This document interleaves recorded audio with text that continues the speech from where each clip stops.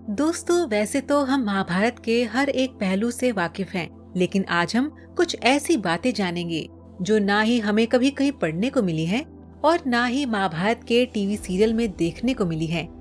जैसे कि हम सभी को ये पता है कि महाभारत का युद्ध कितना भीषण था, जिसमें लाखों लोगों की जान जा चुकी थी और कौरवों को पूरी तरह नष्ट कर दिया था। उसी तरह आज हम जानेंगे कि 18 दिन चलने वाले इस महायुद्ध में किस तरह से विकराल रूप लेने पर छल कपट नीति के इस युद्ध ने किस तरह लोगों की भावनाओं को आहत किया था, जिसमें काफी सारे योद्धाओं की जिंदगी को तबाह कर दिया था। खास करके कौरवों को तो पूरी तरह से समाप्त ही कर दिया था। हालांकि कौरवों ने ही सबसे पहले कूटनीति और छल कपट का सहारा इस युद्ध के अंदर लिया था। तभी पांडवों ने भी विवश होकर कूटनीति और छल कपट का सहारा लेना शुरू कर दिया था। यहाँ हम बात कर रहे हैं एक ऐसे पहलू की जो अभिमन्यु के चक्रव्यूह से जुड़ा हुआ है, जो कि कर्ण के जीवन में काफी ज्यादा प्रेरणादायक रहा है। क्योंकि अभिमन्यु जब मृत्यु को प्राप्त हो रहे थे, उस वक्त मरते समय चक्रव्यूह में कर्ण ने अभिमन्यु के कानों में कुछ ऐसी ही बात कही थी, जो कि एक योद्धा के लिए काफी बड़ी बात थी। उस बात के लिए सिर्फ अभिमन्यु ही इतना बड़ा अधिकार रखते थे। तो ऐसी क्या बात कही थी कर्ण ने, आइए जानते हैं आज की इस वीडियो में। स्वागत है दोस्तों आपका हमारे चैनल समय चक्र में।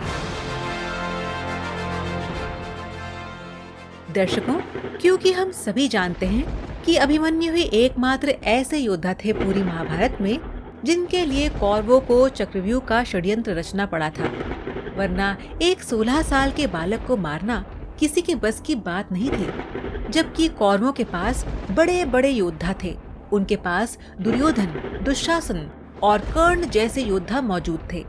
कर्ण, जो कि धनुर्विद्या में सर्वश्रेष्ठ था, वह भी अभिमन्यु को मारने में वंचित था। कर्ण भी अभिमन्यु के सामने जाने से कतरा रहा था। तब जाकर ही विवश होकर कौरवों ने अभिमन्यु के खिलाफ चक्रव्यूह रचा था। युद्ध 18 दिन तक चला, तो युद्ध के 13वें दिन कौरवों के सेनापति द्रोणाचार्य ने चक्रव्यूह की रचना रची थी। जहां एक तरफ युद्ध अपने चरम सीमा पर था, वहीं दूसरी ओर कौरवों ने अभिमन्यु को मरवाने के लिए चक्रव्यूह रच दिया था, जिससे बाहर निकलना बहुत ही मुश्किल था। और अभिमन्यु लड़ते लड़ते उस चक्रव्यूह के अंदर गए, जहां उन्होंने अपनी धनुर्विद्या और अपनी शक्ति का बलपूर्वक इस्तेमाल किया और द्रोणाचार्य, पितृवर्मा और कर्ण से अकेले ही लोहा लिया।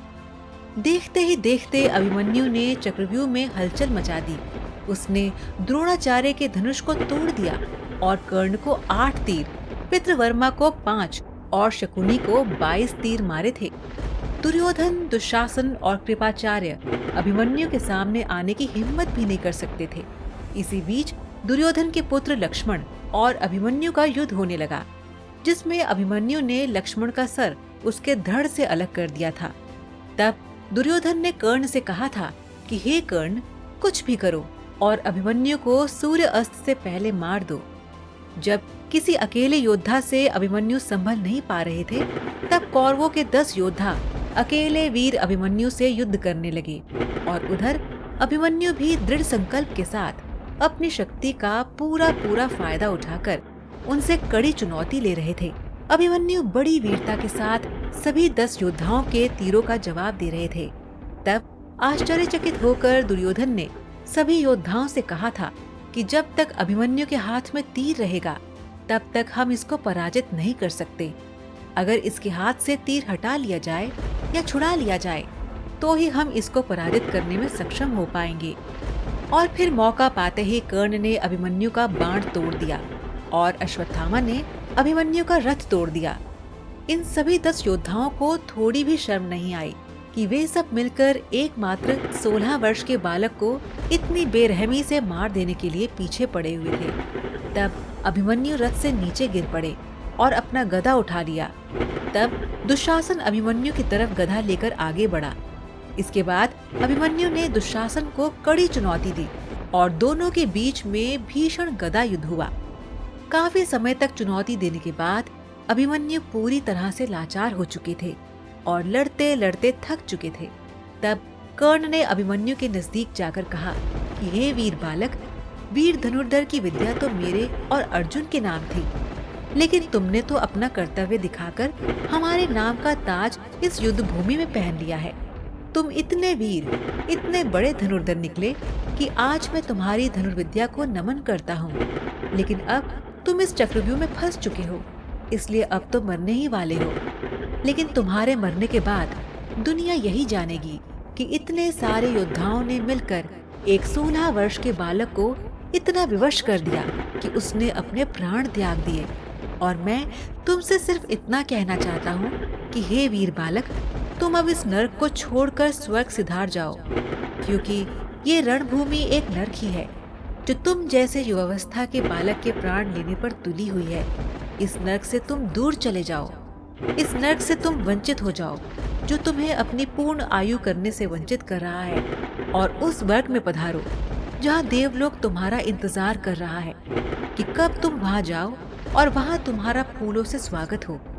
हे वीर बालक, मैं तुम्हें कोटि कोटि नमन करता हूँ कि इतने बड़े योद्धाओं से लोहा लेने के बाद जब तुम स्वर्ग सिधार जाओगे, तब वहाँ की अप्सराएं तुम्हारा नमन करेगी, वहाँ के देवी देवता भी तुम्हारे सामने शीश झुकाएंगे।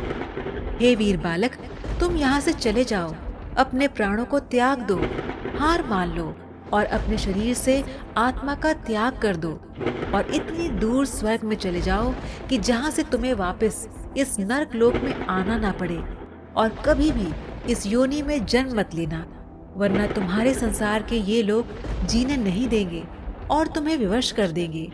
हम सभी हाथ जोड़कर तुम्हें वंदन करते हैं। तो दर्शकों, हम उम्मीद करते हैं कि आपको आज की ये वीडियो पसंद आई होगी। जाने से पहले आज का सवाल आपके लिए ये है कि क्या आप बता सकते हैं कि महाभारत में अभिमन्यु किसका पुत्र था? आप इसका जवाब हमें नीचे कमेंट बॉक्स में दीजिए। हमें आपके जवाब का इंतजार रहेगा।